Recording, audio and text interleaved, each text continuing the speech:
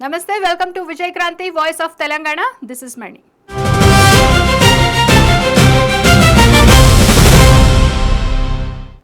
ఇటీవల బీజేపీ రాష్ట్ర అధ్యక్షుడు రామచంద్రరావు మైకు ముందుకొస్తే అన్ని పార్టీల లీడర్లను వాయించేస్తున్నారు.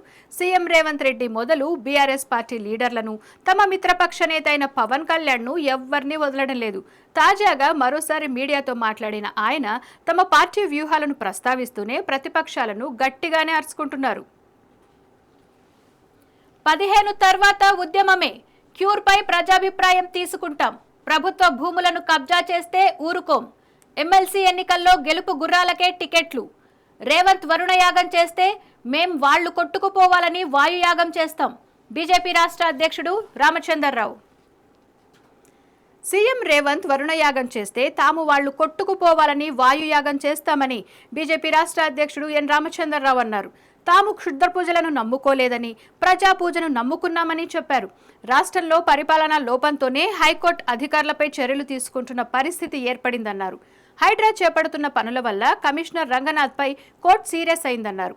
బాలాపూర్, నాదల్గుల్ వద్ద భూములన్నీ ప్రభుత్వ భూములు, భూదాన్ భూములేనని, వాటిని పేదలకు ఇవ్వాలని డిమాండ్ చేశారు.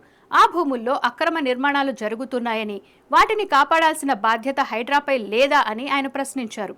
మజ్లిస్ పార్టీ నేతల ఆస్తులపై కోర్టు చెప్పాక కూడా ప్రభుత్వం తప్పించుకునే ప్రయత్నం చేస్తోందన్నారు.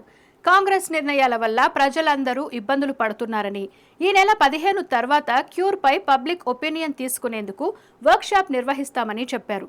క్యూర్తో సామాన్యులపై భారం పడుతుందని, అందుకే రాష్ట్ర ప్రభుత్వంపై పోరాడుతామని స్పష్టం చేశారు.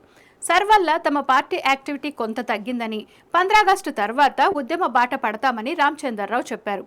ధరణి, భూభారతికి పెద్ద తేడా ఏమీ లేదని, బీఆర్ఎస్ ఒకలా దోచుకుంటే కాంగ్రెస్ మరోలా దోచుకుంటోందని ఆరోపించారు. సినిమా పిచ్చి ఉన్నవాళ్లు కొంతమంది జనసేనలో పోతున్నారని, వెళ్లిన వారిని అడిగితే తాను పవన్ కళ్యాణ్ ఫ్యాన్ అని అంటున్నారని, అయితే గతంలో ఎందుకు వెళ్లలేదని అడిగితే అప్పుడు తెలంగాణలో జనసేన లేదని బదులిచ్చారని అన్నారు. వెళ్లేవారిని అడ్డుకోలేమని చెప్పారు. సీఎం రేవంత్ వరుణయాగం చేస్తే తాము వాళ్లు కొట్టుకుపోవాలని వాయుయాగం చేస్తామని ఎద్దేవా చేశారు. ఎల్లినో వచ్చిందని తెలిసినా సీఎం ముందే యాగం చేయొచ్చు కదా అన్నారు. వర్షాకాలం ముగిసే సమయానికి చేయడం ఎందుకని ప్రశ్నించారు. రేవంత్ రెడ్డి అమెరికా పర్యటనలో ఈసారి ఏ యూనివర్సిటీకి వెళ్తాడో, ఏ కోర్సు చేసి వస్తాడో చూడాలన్నారు. కాంగ్రెస్లో జంజీ ఎమ్మెల్యేలు ఉన్నారు కదా, వారికి మంత్రి పదవి ఇవ్వొచ్చు కదా అని ఆయన ప్రశ్నించారు. రేవంత్ రెడ్డి తన వద్ద ఉన్న శాఖలను ఎవరికైనా ఇవ్వాలని సూచించారు.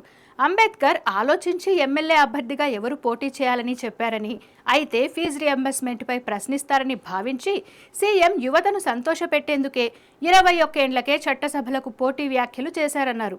సో వ్యూవర్స్, బీజేపీ రాష్ట్ర అధ్యక్షుడు రామచంద్రరావు చేసిన వ్యాఖ్యల పట్ల మీ అభిప్రాయాలేంటో కామెంట్స్ రూపంలో చెప్పండి.